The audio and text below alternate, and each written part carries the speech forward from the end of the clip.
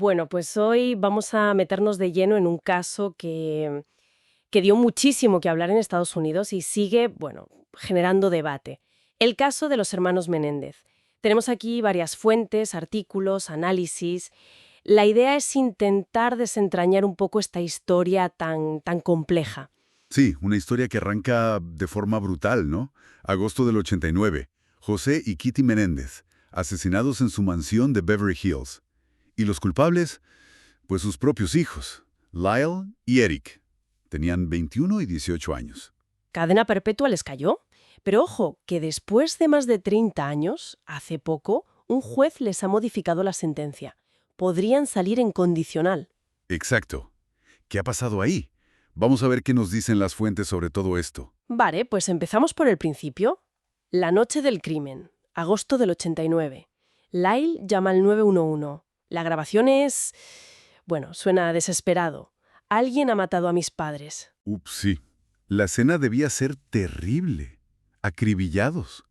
Ellos dijeron que los encontraron así al volver del cine, ¿no? Eso dijeron. Y lo curioso es que la policía, al principio, pues como que no sospechó de ellos. Es verdad.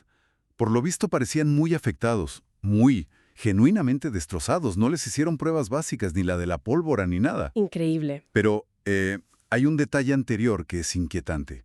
Parece que Kitty, la madre, le había dicho a su psiquiatra que tenía miedo de sus hijos. ¿Ah, sí? Sí, que incluso se preguntaba si eran, bueno, usó la palabra sociópatas. Se refería, según parece, a que notaba una falta de empatía que le preocupaba mucho. Vaya. Bueno, y después de los asesinatos, la cosa empieza a torcerse, ¿no? El tema del dinero. Claro, empiezan a gastar, pero a gastar a lo loco. Unos $700,000 en, ¿qué fueron? ¿6 meses? Sí, una barbaridad. Coches de lujo, relojes, viajes. Ahí ya sí que saltaron las alarmas, ¿no? Totalmente.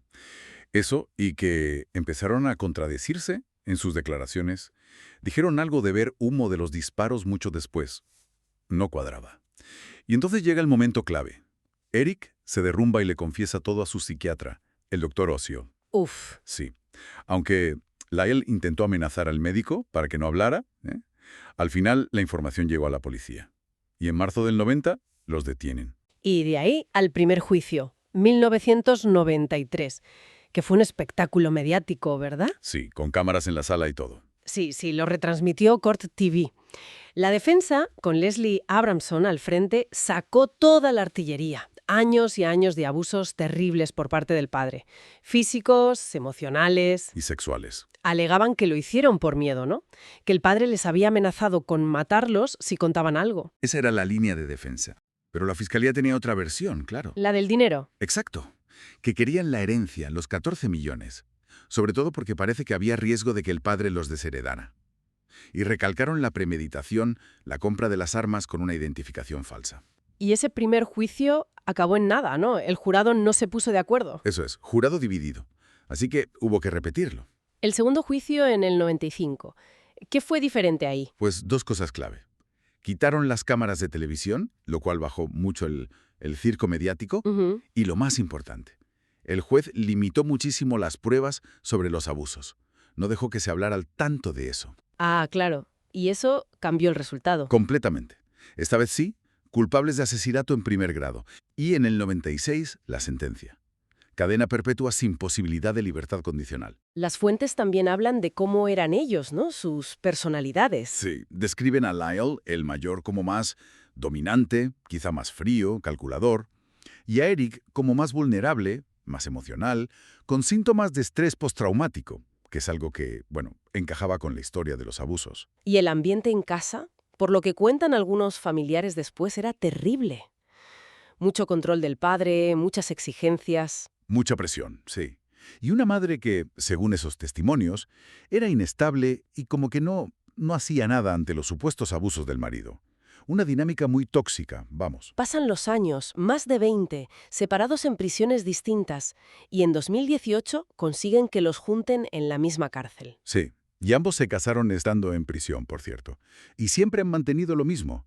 Fue por miedo, no por dinero. Pero el caso ha vuelto a salir a la luz con mucha fuerza últimamente. Sí, sobre todo a raíz de documentales y la serie de Netflix Monsters, la de 2024. Aunque ellos la criticaron mucho, dijeron que eran mentiras. Pero removió el debate, ¿no? Sobre si el juicio fue justo, si ahora se entiende mejor el tema del trauma. Exacto. Y además aparecieron, bueno, nuevas alegaciones.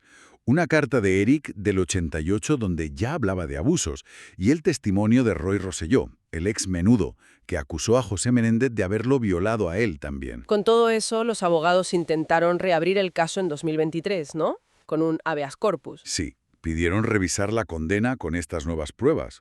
Hubo un momento que parecía que el fiscal del distrito, Gascón, estaba abierto a revisarlo. Pero su sucesor, Hodgman, se opuso radicalmente.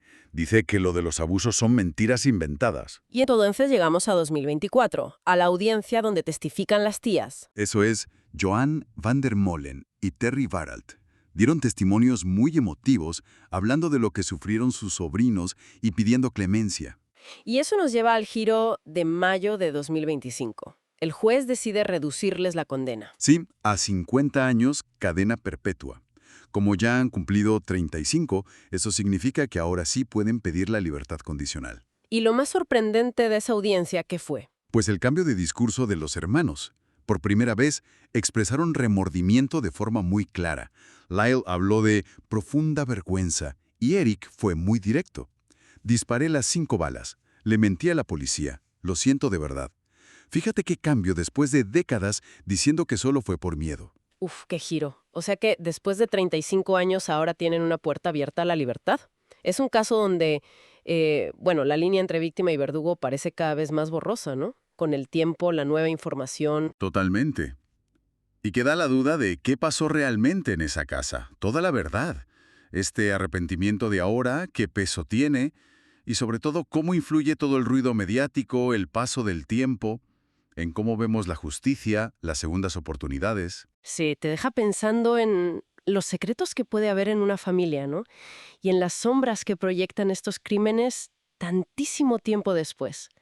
¿Cuántas historias quedan ahí, ocultas? ¿Las sabremos alguna vez?